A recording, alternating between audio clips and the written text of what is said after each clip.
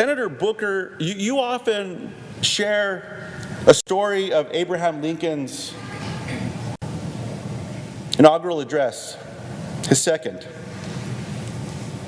and the man whose reviewed mattered most to the 16th President of the United States. One of my favorite stories.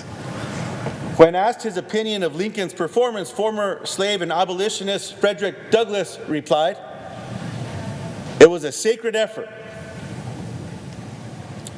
Let me be the first to say this is a sacred effort, Senator Booker, and I'm proud to stand alongside you. So, Senator Booker, the question that my constituents and I have for you is, can the farmers and ranchers of America afford to pay for another Trump tax scam with all this nonsense that's going on? I mean, it's a question I get when I'm at church. I say not during church, but after church is okay. Yeah. Or at the grocery store.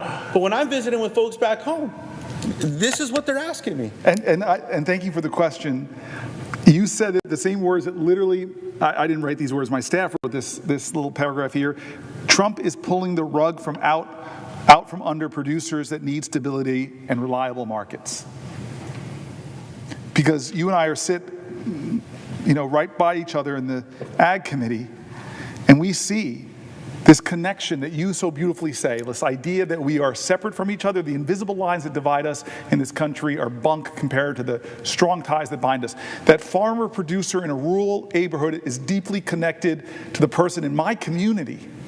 And I live in an inner city, Newark, New Jersey. There is a powerful spiritual connection. And you talk to that farmer, and they've got pride that they're feeding America. And they have pride in the ground. You described it so beautifully. They have pride in their soil. They want to be stewards of the land, and they want to create a vibrant American food system. And they rely on people that empower them in that process and don't pull the rug out from under them, drag back contracts, cut programming, especially not those programs that help them get fresh fruits and vegetables, healthy foods to food banks. You talk to the food banks. They'll attest that families, how grateful they are for that fresh fruits and vegetables. You said it right. Parents want the best quality food for their kids. But this food system is killing them. And when I heard the new Secretary of HH&S talk about, hey, we need to get greater access to fresh, healthy foods. Food is medicine. Things I've been saying for years. And what do when they get in there? They cut the very programs that help our farmers and get fresh fruits and vegetables to kids to deal with chronic disease. How could you say out of one side of your mouth, Trump, oh, I'm going to let the Maha people go their way, and then the first thing you do is cut the programs that help kids get healthy, nutritious foods? It makes no sense. It makes no economic sense. It hurts our farmers.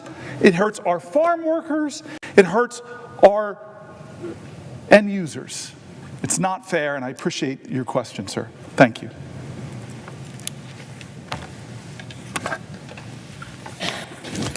Would the senator from New Jersey yield for a question? Let me think about this for a second. You take your time thinking about it, sir. I want to thank Senator Whitehouse. He's been a colleague and a friend for a long time, and he stands right there at that desk for very long speeches. I think I'm trying to go a long time. You go a consistency of times, and you've talked about the climate crisis, you've talked about the Supreme Court scams. You've not only educated members in this body on these issues, you've educated America. You are a YouTube star now, and I learn from you every time I hear you speak. So I'm a little worried right now, but I'm going to step out on faith and yield for a question while retaining the floor. So, first question. It's been 17 hours. How are you doing? I shall not complain. I shall not complain, but thank you for checking in on me, my friend. Yeah, well, thank you for what you're doing. Second question, if you would yield for a second yes, question without yielding the floor. I yield for a question while retaining the floor. One of the ways in which I try to discuss what's going on in this country when people are horrified, anxious, astonished, whatever, is to describe it as the rule of the looters and the polluters. The looters are the creepy billionaires coming to government trying to figure out how to get even more for themselves. It used to be that people thought that there was a thing too rich to steal. That doesn't seem to be a thing for these creepy billionaires. They're more than happy to wreck Social Security so that they can send in their tech bros and their private equity folks to put right what they have broken.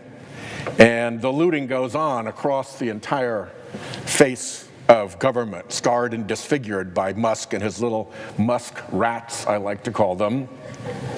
And then, of course, you've got the polluters who are doing a similar thing, which is to steal from the public, only instead of stealing through government, they're stealing by dumping their pollution into our common air, into our common climate future, into our waters, into our lands, and defending through political influence and clout and power and dark money in this building their privilege to pollute for free.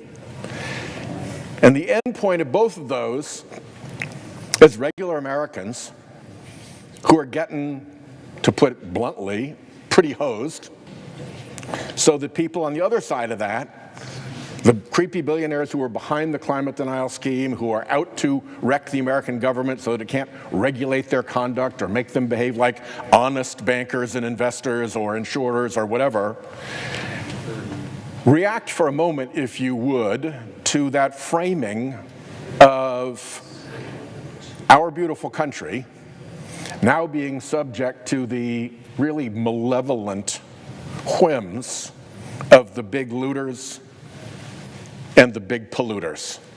Well, first of all, I will say to you that I meet wealthy people like a group called the Patriotic Millionaires who advocate for progressive tax policy and are the first to say and speak out against this tax scam.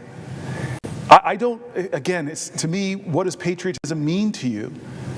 Patriotism, by definition, means love of country. If you don't love your fellow countrymen and women, how do you love your country? And so what would you do? I actually know what you would do. I don't even have to answer this question. If somehow you came into $1 billion or more dollars, you would not be asking for more. You would literally say, wait a minute, Republican Congress, wait a minute, Donald Trump, what you're trying to do is take away health care from expectant mothers, from disabled children, from seniors, in order to give me more tax credit. I would think that the patriotic thing to do, that the thing in love, you would say, Donald Trump, go screw yourself. If the senator would yield for another question while retaining the floor. I yield for a question while retaining the floor.